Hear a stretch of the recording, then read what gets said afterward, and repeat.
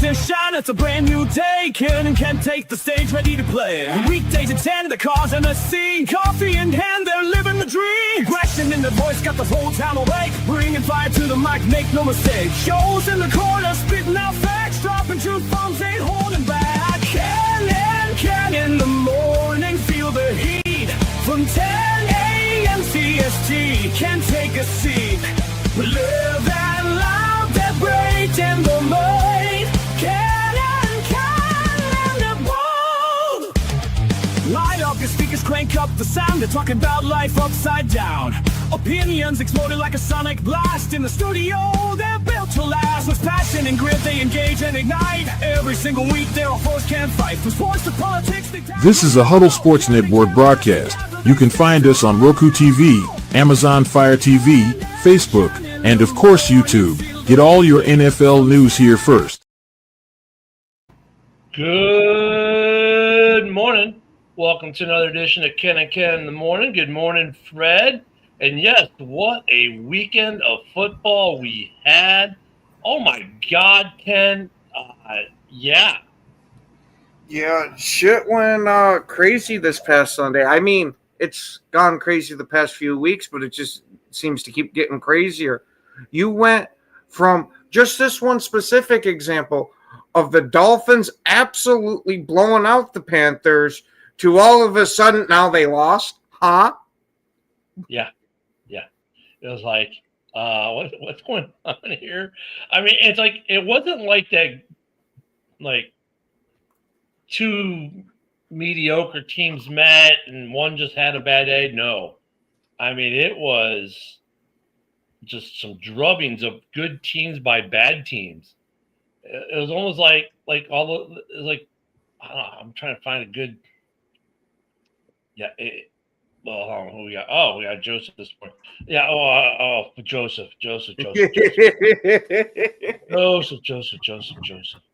What happened to the Raiders? My God, they looked so good last week against the Bears, and then they come out this week, and it was like, "Hi, we don't know how to play football anymore." I don't know if I'd say that. I mean, they got their ass whooped, but it was, the game was 14-3, and the Raiders had a beautiful drive all the way down to the red zone, and then Geno Smith did what Geno Smith does, threw a red zone interception, and from that point the game was just out of control. Like they had a chance to go 14-10, keep it a tight game going into halftime, and I mean, I don't really blame the defense at this point, dude. Like, why are we going to sit here and bust our ass and risk injury when you're just going to turn around and as soon as we get you the ball back, you're going to throw an interception, and put us in another bad spot. Geno's got to go, man. He's got to go. Man, I feel like we got bait and switched, but the thing is we did it. That's the thing. It's like I feel like we got bait and switched. Because, people told us Geno was supposed to be, an average quarterback. You know what I mean? But he's not average. He's not average at all. And, Joe, with this question, I promise I'm only slightly trolling because I actually want to know the real answer to this one. Who would you rather have, Gardner Minshew or Geno? That's like asking, do you want a shit sandwich on toast or crackers? It's the same thing. Wow. I was like, really? That was good. Yeah. I mean, maybe the crackers add a little saltiness and a little crunch. I don't know. It's garbage either way, bro. But I do got to say one thing. Shama. Shama. It took me half a second to realize what you were saying at first. I was like, "Wait, Now look, the fact that the Colts beat your Raiders 40-6 notwithstanding, that wasn't all on Geno, the defense. If the defense had been the defense that played last week, it's not 40-6. But it was the defense that played last week for a while, and I'll tell you why. The first drive, right? Indianapolis started the game with the ball first. went 3 and out. Raiders got the ball, drove down the field, beautiful drive, 15-play drive, right? As soon as they get into the red zone, Geno takes a sack. We got to settle for 3. Now we come back out. The Colts get the ball. They score 7-3. Okay. Geno comes out, interception. Or I don't know. It was something stupid, or he just taking sacks, overthrowing his receivers, going for the deep ball instead of what's right in front of him. Like, I think we went 3 and out. We might have went 3 and out. I don't have the play-by-play right in front of me, but like the defense played really good for that whole first half. It was 14-3 at the end of that first half. And then the wheels fell off. And it was just like, and then that game was shocking. That game was shocking, Joe. I have to admit, it was shocking. I was like, when I saw, I'm like, okay, we know the Colts are like coming into week 5. Like, we know the Colts are a lot better than we all thought they were going to be, right? Because of their record. And Indiana Jones is playing well. But then I saw that score. I was like, really? The Colts just did that? I'm like, just more of the craziness of this league, though, how like one week you can be really good. And the next week it's like, yeah, we forgot how to play football. Because I'll tell you, there are a couple games like that, like the Chargers against the Commanders. Like, I am losing faith in the Chargers right now because they should have beaten this Commanders team. They should have. But they kept self-inflicted gunshot wounds. That's what it is with some of these teams. Like the Chargers all of a sudden forget how to move the ball offensively. They've got a good running game. They've got a good quarterback that everyone says is a good quarterback in Herbert. He's got some receivers. He's got people he can put the ball to. Yet, I get it. They've got 2 major injuries on their offensive line. But even with that, it was like they had opportunities. It was like, I don't know. It was like opportunities that should have been easy for them at that. Not like they were just like tough opportunities, but they had some opportunities that should have been easy, and they couldn't do it. I mean, you just look at them, you're like, what's up with the Chargers? Win another game this year? Like the AFC West is disappointing me now all of a sudden, which is weird. But then Denver goes and beats the Eagles. Yeah, and then you get that. Exactly. It gets better. In Philly. And speaking of that, I think we need to make the defensive player of the week A.J. Brown for how well he defended that touchdown pass to Devonta Smith.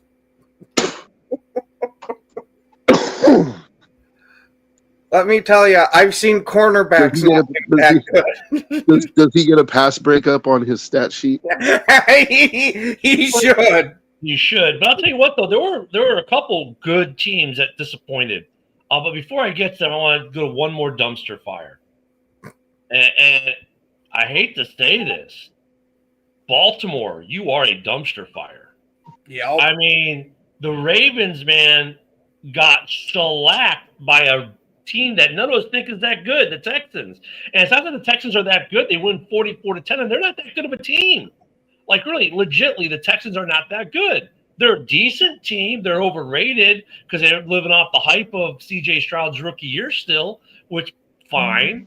But Baltimore, since that Detroit game, has just been absolute trash. And I'm like, wow. Morning, Eric. I don't know what's up with Baltimore. Fans were actually booing Harbaugh yesterday. I don't think it's that. I don't know. You might be right, but I think it's actually that Buffalo game. They haven't been the same since that Buffalo game. I was gonna get to Buffalo, but that's nothing compared to the collapse of the Ravens. No. I'm talking about the Ravens versus Bills game. Remember that Sunday night football game that was a game of the season? Like, it feels like that broke the Ravens back, man. Like, I don't know. Oh, well, yeah, I see what you were saying. Like, as far as how, yeah, but then like the next, who they played week 2 was who? Who they played in week 2? Because they won in week 2. Cleveland. They beat Cleveland. So they beat Cleveland. And look, Cleveland's not phenomenal, but they're not like an easy day at the beach either. Yeah, but they didn't find their stride yet. Like, they beat a Cleveland team that was, hadn't really found their stride yet. And then since then, it's just been It's been horrible for because then they hit the Lions and it's like we forgot how to play football. And I get it. Like I get it for Baltimore. Like, okay, you've got injuries are ridiculous on their defense right now. Their defense, which is normally a top 5, top 10 defense year in and year out, is probably got to be one of the worst defenses in the league right now. And now, like, you're looking at a division, the AFC North, where the division winner might have 9 wins. Yeah. Yeah. And then and then you go to the other game this was week 5 was one of those weeks. I mean, Josh Allen did not look like Josh Allen last night. The Bills had a case of the turnovers. Maybe it was the new uniforms, which looked pretty badass, I have to admit. They looked cool, and the whole whiteout in the stadium, cool idea. Looked pretty cool, but like the team was like too busy going, wow, this looks really cool. Oh, wait, there's a football game going on here. The Bills, man, first off, killed my fantasy team. Because they never established the run. Allen never got going past. I mean, when they went with the first drive and you get the fumble, because they missed the exchange, that should have been that was pretty ominous. And then they never really got in this game. So it was, I'm not gonna say it. It's not a trap game. It's a division game. There's no way it's a trap game because it's a divisional game. But they never got in a rhythm. They never got anything, and I don't know how much if I can really credit the Patriots for that because it started with a self-inflicted wound with the bad exchange. Yeah, that definitely shifted the momentum. But the Patriots have been playing pretty good football to start. I'm not saying they didn't play well. I'm just saying I can't really give full credit to the Pats for the Bills playing like. I mean, even playing like crap, they almost win this game. They stayed in it right till the very end, but they never got into rhythm. And it was like for the first drive, they were just off. And you see that with that messed up exchange where they gave Allen credit for the fumble, even though I think it should have gone to the back, but it's okay, or the receiver. But just the Pats defense was swarming, but the Bills had opportunities they couldn't capitalize, and so many self-inflicted wounds, it drops, fumbles, running the wrong route. Allen didn't even the run plays. They didn't do anything really. I mean, they never got going. So there is some credit to the Pats, right? But it started with the Bills just self-sabotaging. So I mean, I'm not giving the Pats no credit, Isaac. Isaac's upset. He's like, because he thinks I'm not giving him any credit. No, I mean, I'm saying they get some credit. They played well, but the Bills just never got into anything, and I think it started with them just coming out flat, and then the Patriots capitalized. Pats still had to score the points, man. The Pats still had to score the points, so I give the Pats credit for that. Yeah, and look at, I mean, a certain wide receiver had a big day. Diggs absolutely cooked them. And then did you see the glaring look he gave Josh Allen as they were walking past each other at the end of the game? Nah, I missed that. He's just glaring at him over almost like when you see a kid absolutely just manhandle somebody in like horse or something, and they're just bird dogging them hard. I mean, there were some guys for New England that had their best game of the year last night. And look, it was good on them. Why was Diggs glaring at Josh Allen though? I don't know. I didn't think it was acrimonious when they left. Because I got a feeling, and this is pure speculation, that maybe Diggs thought that Josh Allen should have been focusing more on him while he was there instead of spreading the ball around, and that he wasn't advocating enough for him. And again, this is just pure assumptions here. I got nothing to go on. Yeah, I don't know. He had good interactions with the fans in the stadium, pregame. maybe look, we don't know what happens at practice and locker room, and maybe those two just never liked each other. Who knows? But yeah, and that was it was a good game. I'll tell you what, another game though that was better than it should have been. The Lions fans want to let us know what their upcoming schedule is and everything. The Lions should have just dog walked Cincinnati. Yeah, that was massively surprising to me that Cincinnati was able to hang that close with getting 3 interceptions too. Yeah. Like that shouldn't have been anywhere near close. It was a blowout, and then all of a sudden they let Cincinnati creep back in, and all of a sudden in the fourth quarter, like, oh, it's a game, and then the Lions like, well, we'll stop this. But it's like you could see that team. Look at all the bravado Lions fans give up. Dan Campbell doesn't let him quit. Dan Campbell doesn't let him have trap games. Y'all almost got trapped. Because you definitely took the foot off the gas against Cincy at some point, and they almost came back and made it something. And I would have been like, that would have been the upset of the week right there. The Lions, it's like, you remember in Jurassic Park when they like tied the cow up for the T-Rex? You know, like they left the cow in there, or the goat, like they left the goat in there, like tied up on a little rope.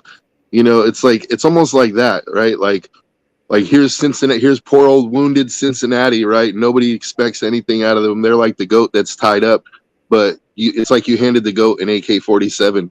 You know, like, it brings up one of my favorite phrases. It ain't no fun when the rabbit's got the gun. exactly. Exactly. all right, we just I Yeah, that's great. Somebody just commented, like, do the Ravens have a Super Bowl winning coach on the hot seat? It's possible they do, but I don't see how you could fire Harbaugh for one bad season when the dude's had you in the AFC Championship game 5 times the last 6 years or something. And look, if they've got the injuries, are mounting up. I mean, they're like, seriously. I mean, Harbaugh is not. His seat's not even lukewarm. They haven't even put the hand warmer packets on there yet. For the cold weather. Yeah, he's fine. I don't think he's on the. A-Dub, you hit the nail right on the head with that one. Because holy shit, did the Giants do almost everything in their power to give that game away? I mean, okay, I wanted to get to the Seahawks game, but let's go to the Saints game first, because Big Hoss is happy today. You know what it is? This is why the Saints won, because Big Hoss came on the show Friday.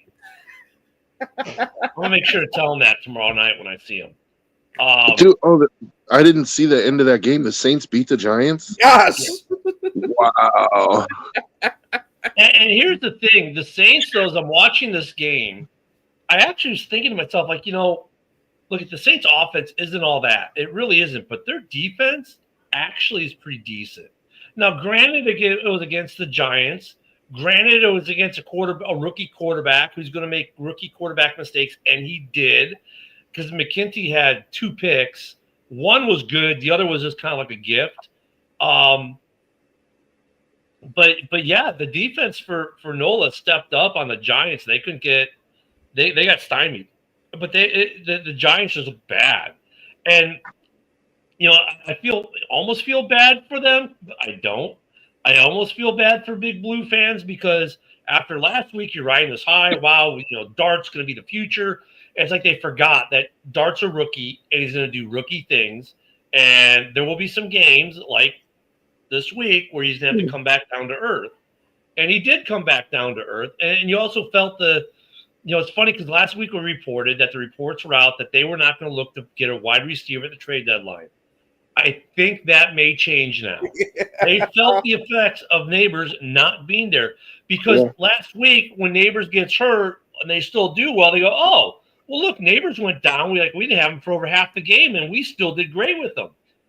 And then they come to this week with a team that could scheme for them without Neighbors, and now the receivers aren't doing anything, and they're probably going, oh, wait a minute. Maybe we spoke too soon. Mm-hmm. I mean, but Nola's defense, they made Nola's defense, they made Nola's defense so good enough where I was going, maybe Nola's not as bad as we think they are. I don't know. It might just be that the Giants had a lucky blimp and beat the Chargers, and we thought that they might end up being a real team, and they just got knocked back down to where they were. Let me add to that, Ken.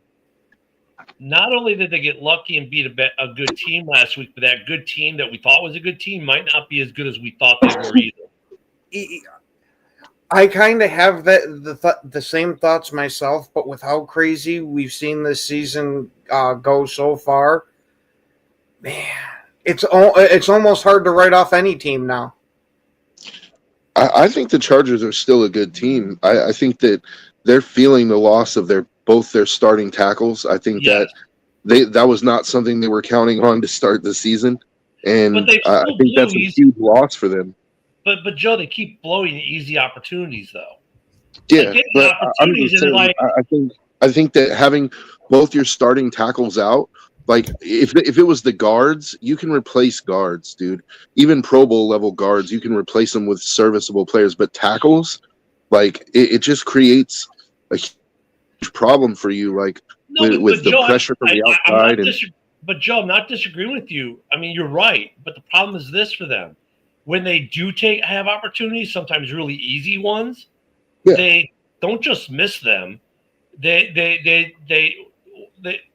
miss them, but not just like, oh, he just barely missed it. No, they miss them. I mean, if they're a good football team, takes those easy opportunities presented to them, regardless, because obviously that the opportunity was there, you could have done it, but they're missing easy stuff.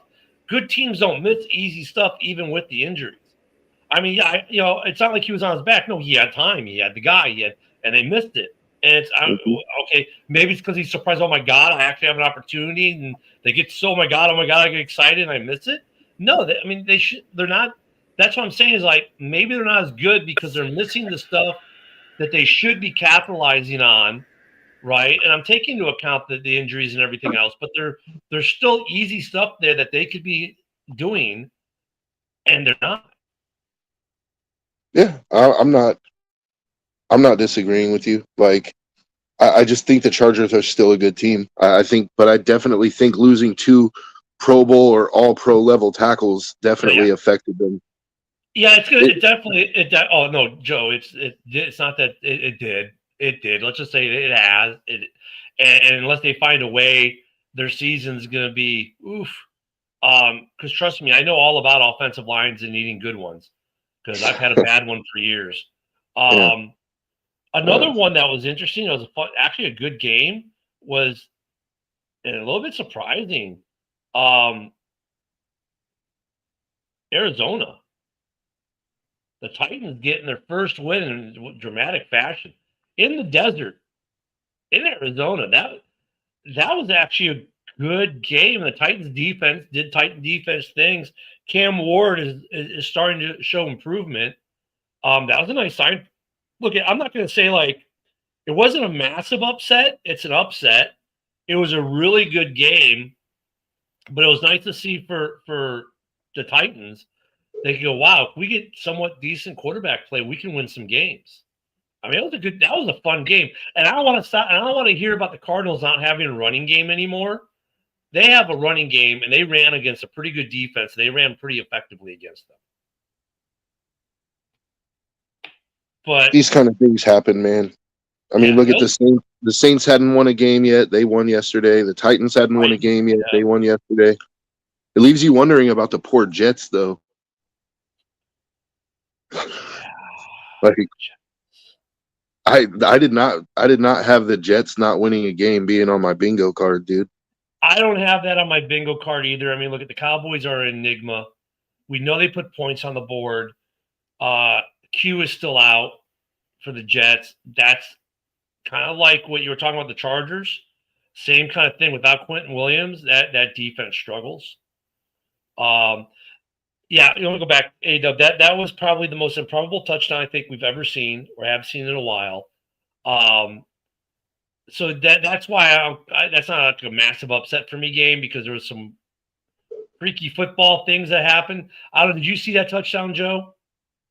That Titans touchdown? It was a completed. All right, so here's how the play went. It was good morning, Jim. It was a completed pass. Tennessee completes the pass.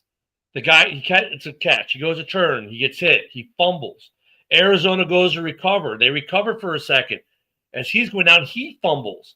Then one of the Arizona players somehow kicks the ball in the end zone, and Tennessee falls on it. Touchdown.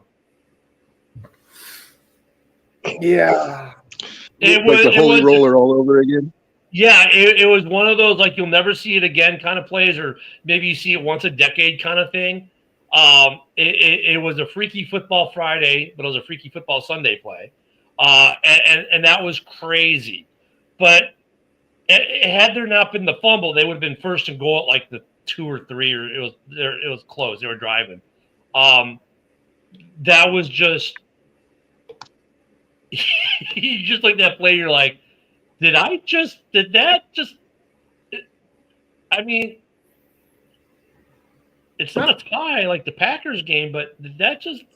Yeah, it was one of those plays. You're like, wow, that's probably got to be like the play of the week, just because it's so the oddity of it. But going back to the Jets, I mean, bro, they were playing a Cowboys team that puts up points. No Quentin Williams. Offensively, they're look, if they had some turnovers that they shouldn't have had, that guys who are pretty good at holding on to the ball dropped it. The Cowboys capitalized. But I don't have the Jets going over. I think they're getting better. I mean, you can sense it with them that there's something happening with the Jets that's positive. You can sense it. We just haven't gotten the payday yet. I've been saying it like it wasn't on my bingo card having them winless, but like the Jets, I think there's some really positive signs for next season. Like, I think it's a bit late for this season at this point. I mean, unless they go on to win 11 straight games or 10 straight games, right, which I don't see happening. Like, but I think there's some positives for the Jets to take. Like, they play hard for AG. It's the first year in a new system.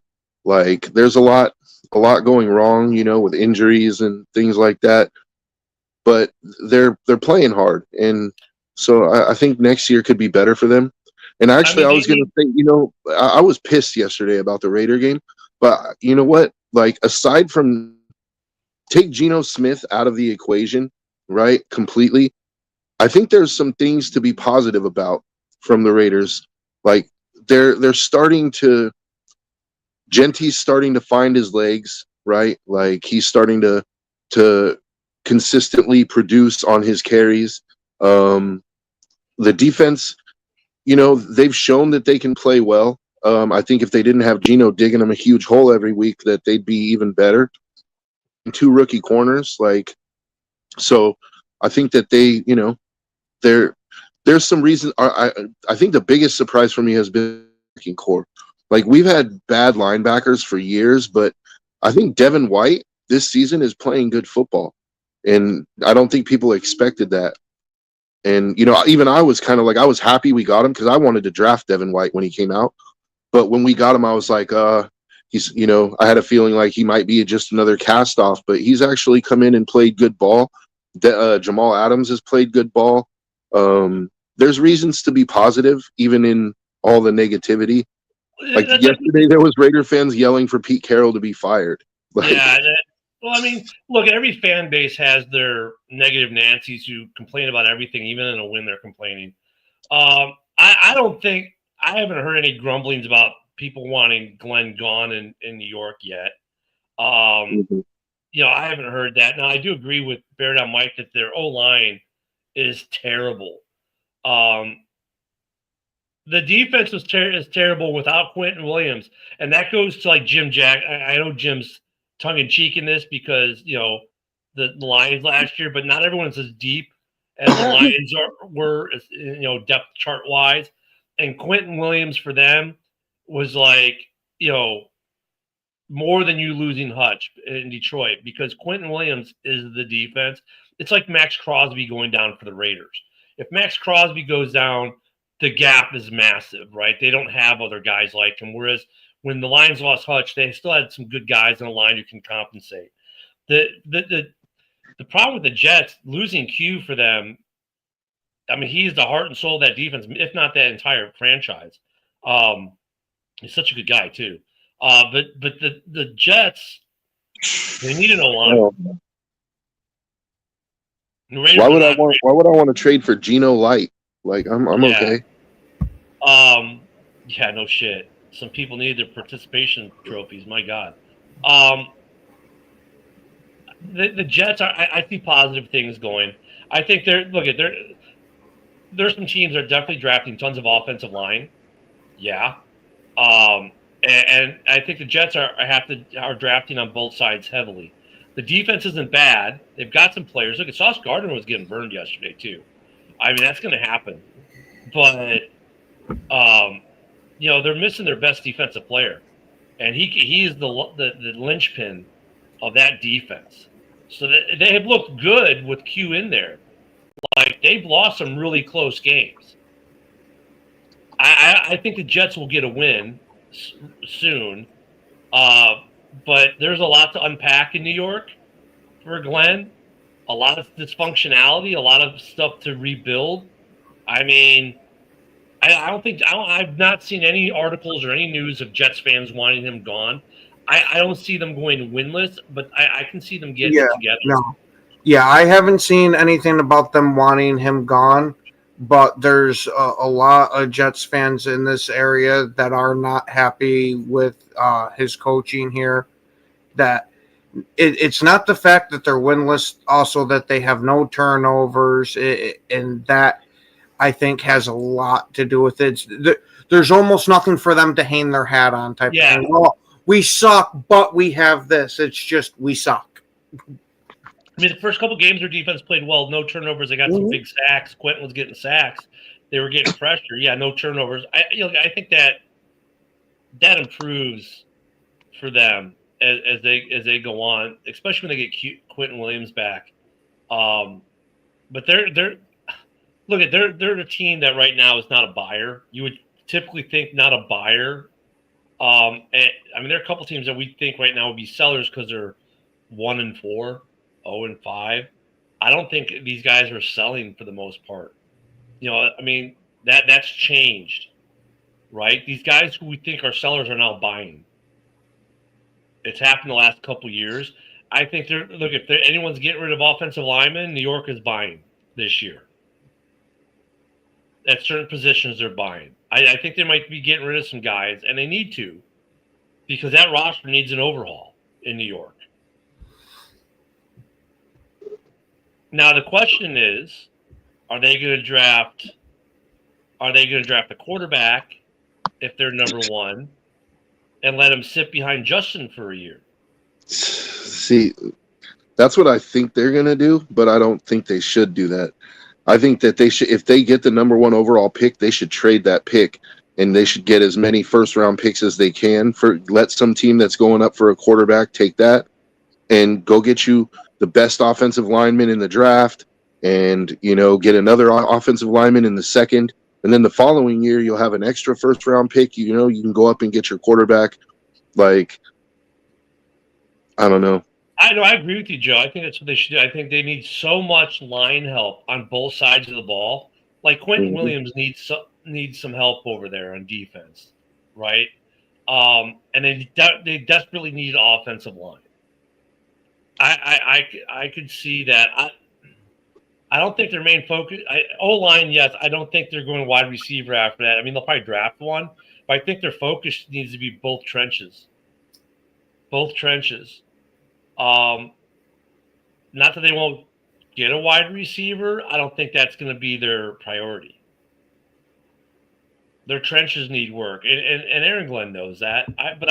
What Ken was saying though, how like these guys are playing hard for him, and even when you hear the press conferences, like you can tell they're not down on their coach. Like they're trying, they're fighting. Like, we're going to figure this out. The attitude is the key. They don't have that loser attitude, if you will. They still have kind of like this. Hey, we're working on it. We're figuring it out. We're working hard. We are going to beat this. They got that kind of attitude versus this frickin' season. They're not doing that. They're doing we are going to figure this out kind of attitude. So I definitely like that about the Jets, but I don't see them Yeah, but going winless. you got to think he's got to get a win soon-ish to help the morale of that team. Otherwise, Well, you, do they can, play the Chargers soon? you can have all that. Oh, we're going to beat this mentality you want, but eventually that losing's going to creep into your mindset. Yeah. And our boy Luca, the international traveler who's in London right now, got to see the Vikings barely beat the Browns. Good game. Good game in London. I was going to say Dylan Gabriel there actually didn't look bad at quarterback. No, he looked good. Mm-hmm. Pretty good overall. I mean, once again, just like Jackson Dart, he's going to have rookie issues. But one thing that was interesting to see about the Browns' game plan is they have a quarterback that can run the ball. You know, it's like, oh, there's another element to this. Instead of Flacco who can barely walk the ball. Could the Jets get Chris Olave? No, because the Saints aren't going to let a guy on a cheap deal go. They need to shed big contracts. Olave is going to be part of their key for their rebuild out down there in NOLA. I don't think Olave is in it. I say that, and I watch they pull off some weird super trade for him. Well, because Olave is getting towards the end of his rookie contract, and he's going to look paid, and that's the thing is like and they might have to let him go and go try to draft another one. And let's not forget too, he has a decent injury history too. He does. And do they really need more? The injuries, my God. I mean, the injuries, everyone's like, oh my God, the injuries this year are huge. Dude, that's what's been every year now. Like I was with some commentator was saying the amount of injuries this year is just insane. No, it's not. It's the same as it was last year. Like, stop sugarcoating it. Injuries have been terrible the last couple of years. And they don't ever want to address the reasons why they're so terrible. It's because these guys don't play in the preseason. I don't know why these talking heads, mostly former players, which is ironic, are just not acknowledging the elephant in that room. That the last couple of years we're getting all these injuries in the first couple of weeks that are horrendous injuries.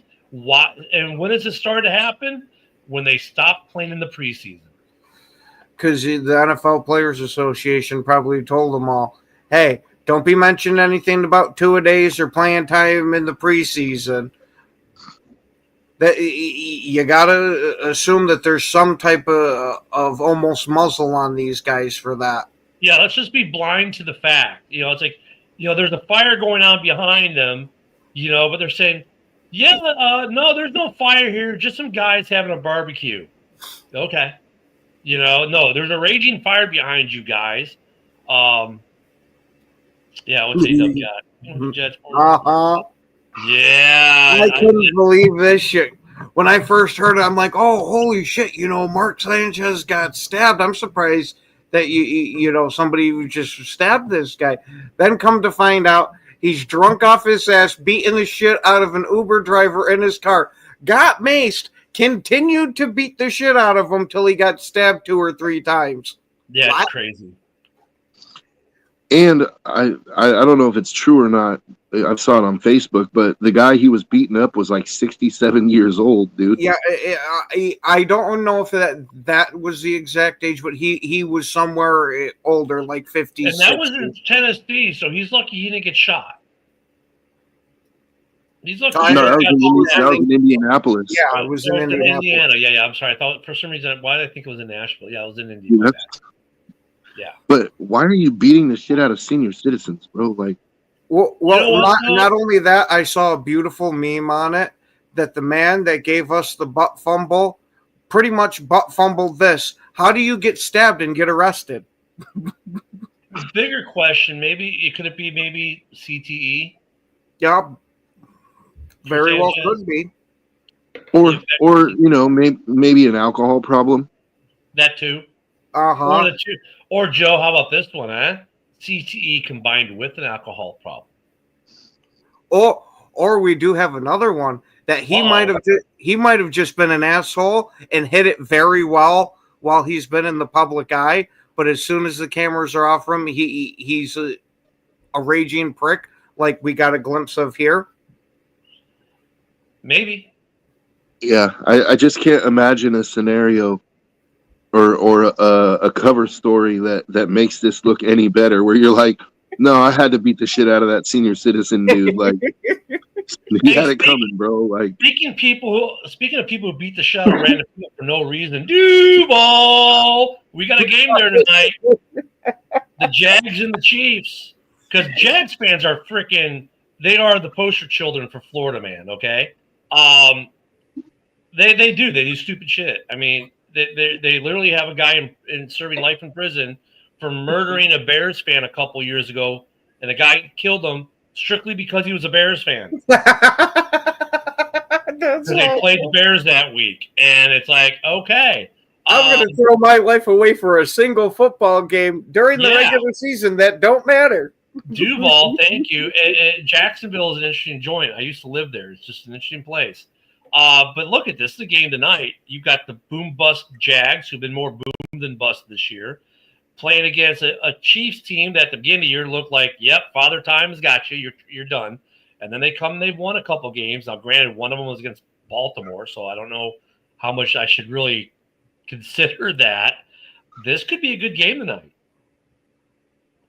Yeah, it honestly wouldn't shock me if the Jaguars end up pulling this one out, because the Chiefs have looked very beatable this year.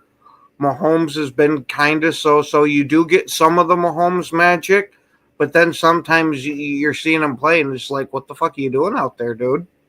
Well, I think they've been listening to Taylor's new album too much, and that's just they've been so busy trying to learn the lyrics. The Taylor's new album. Oh, so you're saying their testosterone levels went down too far? They're trying to learn the lyrics so they can go do open mic night at the karaoke bar with Trav, and show out, and that's they're not playing football. They're too busy worrying about Taylor Swift karaoke night. I'm not calling them gay. I'm just saying if you cut them, they bleed soy. But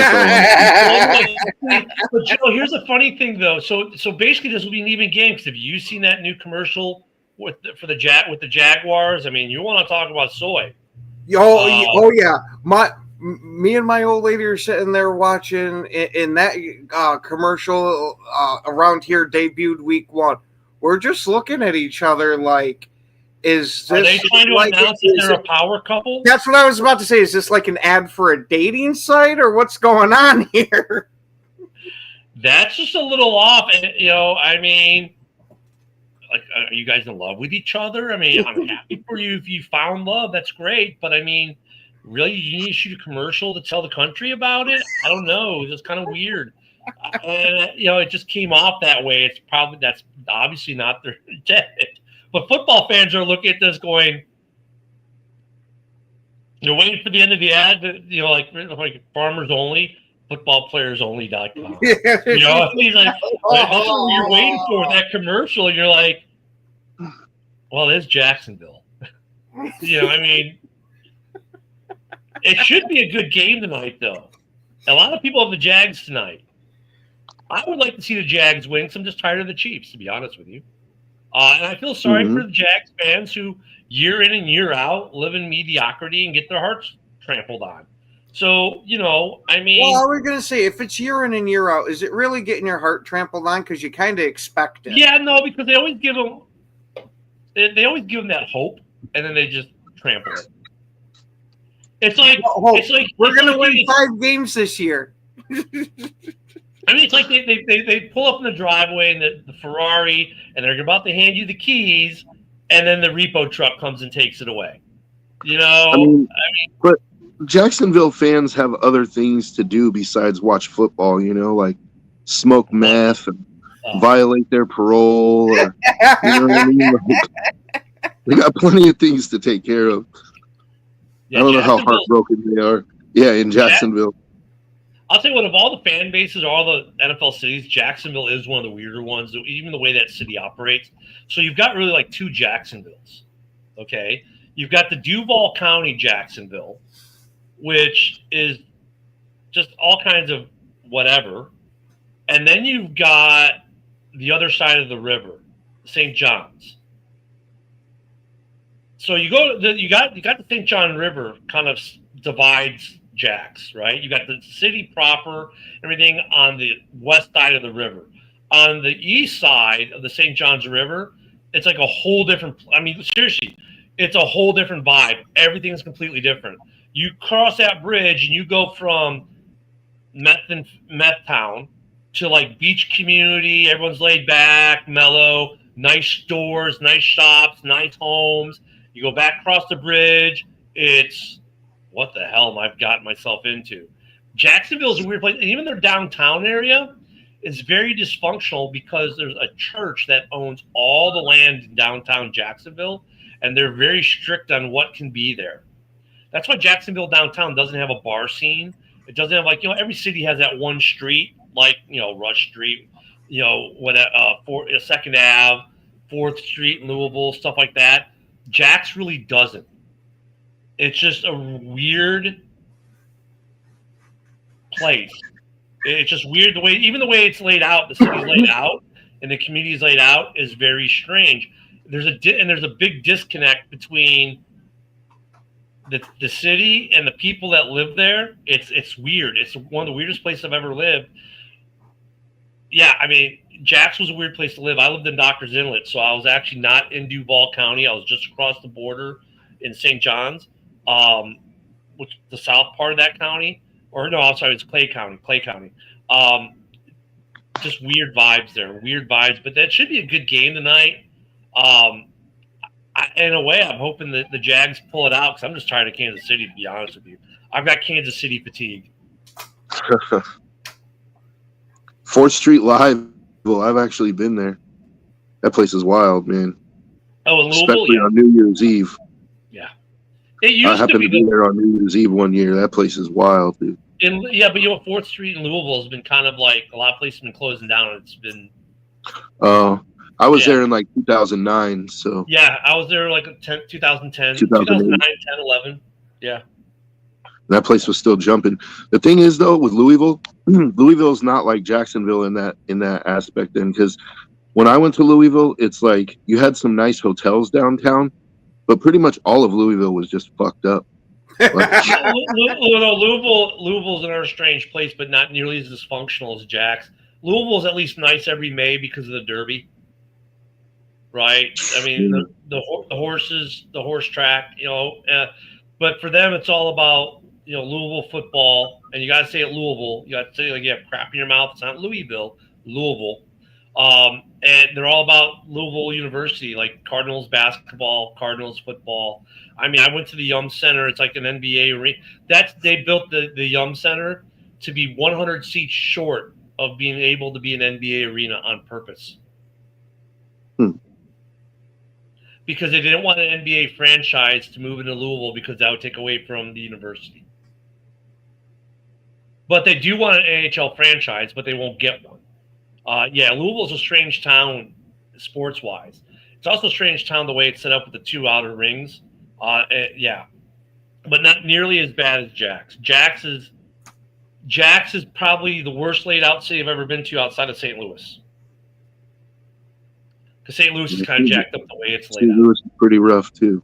Yeah. So, but I think it'll be a good game today. I mean, I don't know if the footballplayers.only.com combo will put up big points, but I think they'll win the game. I'm hoping. I'm hoping they'll win the game.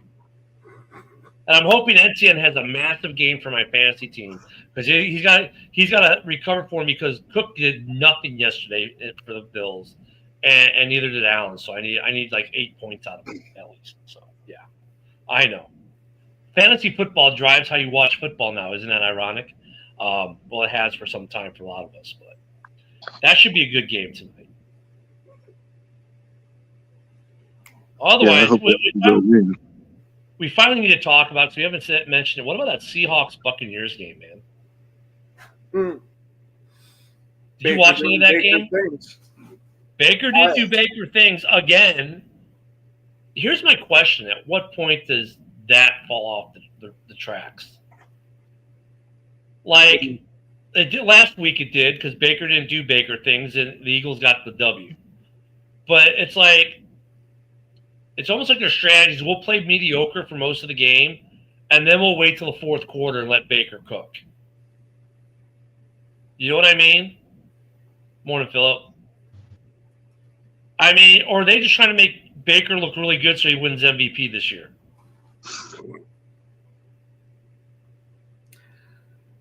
Yeah. I don't know, but if they start to get it rolling, where they can play like they do in the fourth quarter the whole game, they're going to be a dangerous team, dude. Yeah, I mean, look at they're winning the South. I don't think anyone's beat them in the South. Right? They're and we all said that, right? At the beginning of the year. The Bucs are going to win the South. And some people are like, well, not all of us. Some people said Atlanta. But Atlanta's proven to be I figured that they were going to dogfight for that division, but there's a clear step between Atlanta and Tampa Bay. Yeah. Holy shit.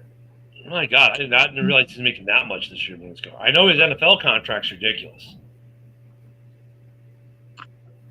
Good old Dallas. Look at Dallas. What is Dak endorsing? That's what I want to know. Oh, he endorsed everything. Come on, he's got the Lowe's commercials. He's actually kind of funny in the Lowe's commercials. You know what? I do like seeing some of these NFL players having commercial chops because after Michael Jordan and his great commercial run in the 80s and 90s, like there were bad athlete commercials. Like athlete commercials were cool back then because Jordan was like a guy who could do it, and Penny Hardaway could do it, and Shaq could do it, and these other guys could do it back in the day. And then you had a time period like I don't even know why LeBron's in commercials because LeBron sucks in commercials, right? Peyton Manning, when he first started in commercials, it was like watching a piece of cardboard on TV trying to act. He's gotten better as the years have gone on, and so has Eli. But remember when they first made their first DirecTV video? It was like something you thought your kids made in the backyard. That's how bad they were in it. They've gotten better. But like Dak and some of these NFL players now, they're doing like these Lowe's commercials and stuff like that, are actually good. And Dak is actually kind of funny. Like the one thing, they called me that in college. No, they didn't. Well, they called me lots of things. Like it was funny. He's funny. I bet they did call him lots of things. Yeah, I know. Jesus, Paul. And you know, Paul, that kind of goes with exactly what I was meaning there. Oh yeah, I mean, yeah, but yeah, Moonscar. I mean, that's look it. I mean, Messi makes more than any of the NFL guys between endorsements and pay. But Ronaldo, that's just his pay is $275 million. Then he's still making more money with all the endorsements. I bet the guy makes $500 million a year. My God, the guy's ridiculous. But I do like that. Like Dak, CMC does some commercials. I like that some of these NFL guys are doing commercials, minus the Trevor Lawrence commercial. That one's just kind of strange. But some of these commercials are actually pretty good these guys are doing. Oh, LeBron is terrible. It's everything. I was laughing because I'm just waiting. I'm waiting for like the commercial to come on. Come on down to Dak's Dildo Emporium.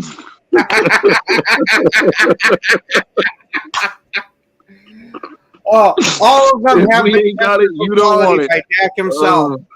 If we ain't got it, you don't want it. Oh my God. Dude. So, $134 million for a year, bro. Like that's I know, right? even after taxes, he's taking home like 70, dude. Oh yeah. I mean, LeBron's making more money to do commercials and stuff now than what he should be making playing basketball. Because, yeah, it's ridiculous. Messi's contract is interesting. Because remember, when he retires, he's going to own part of the franchise that he's playing for. Like that's an interesting contract there, but they can't do that in the NFL, obviously. But Messi, where's Messi on that list, Moonscar? He's got to be up there because his contract is stupid too. Yeah. Thank you, Mitch. Thank you for being here. We appreciate you, man. Yeah, tonight. I wonder if we're going to see some funky commercials tonight. My God. Oh my God. Are we going to see the football players only.com commercial tonight? I'm telling you. No, it'll be part 2 of that commercial. Oh God. Well, look at now. Next Monday is going to be an interesting game. Not to fast forward, but I'm going to anyways because I got a few minutes. Next week, Eagles Giants on Monday Night Football. I thought that was Thursday night. Or Thursday. I'm sorry, Thursday night is Eagles Giants. Yeah, yeah. The Bears are Monday Night Football against the Commanders. So what we're saying is this is going to be the game that Saquon gets injured going back to MetLife Stadium.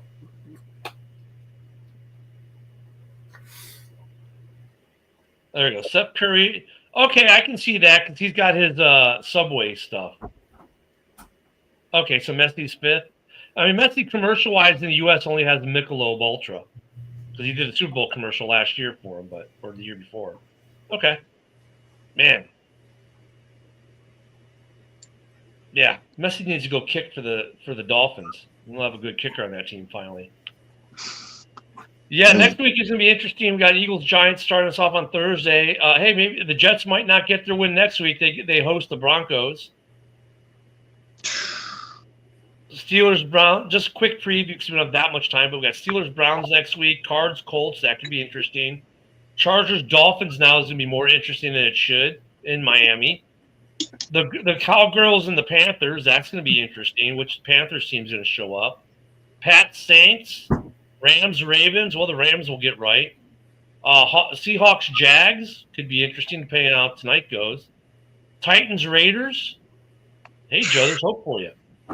Niners, Bucks. That's going to be a great game. Bengals, Packers. Well, that should be a drubbing. Lions, Chiefs, and then we'll finish Bills, Falcons. So the Bills might have a get right game, and then you got Bears, Commanders on Monday night.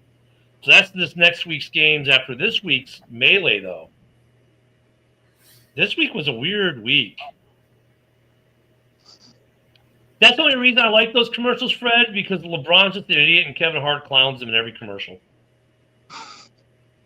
And even when he tries, like, the one with, like, he's joking, LeBron's laugh is even fake. I mean, it's a funny joke. And, yeah. Mahomes 18. Oh, this is where they're okay. Yep. 16 with yeah. It doesn't. Philip, that goes to the networks. The NFL makes no money off those commercials. The networks do. The NFL makes money off the commercial, I guess, in terms of when they sold the rights to air the show, to air a game. That's where they make their money. But as far as the Super Bowl ads themselves, I don't think the NFL makes one penny out of that. I was going to say, I thought they got a cut back. No, that's the network. It's the network's air. Or a kickback. It's included. It's included in the contract when they sign the broadcast rights. Right, and that's what I'm saying. Like they do the broadcast rights, but then whatever the network gets for the commercials, why do you think they paid so much for the rights? Because they pay so much for the rights, and then they charge for this so much for the commercials to pay for the rights. That's how they make money. But yeah, so like whoever's got the Super Bowl Fox or whoever's they make the money off the ad revenue, but they paid a huge sum of money for the rights to air the show.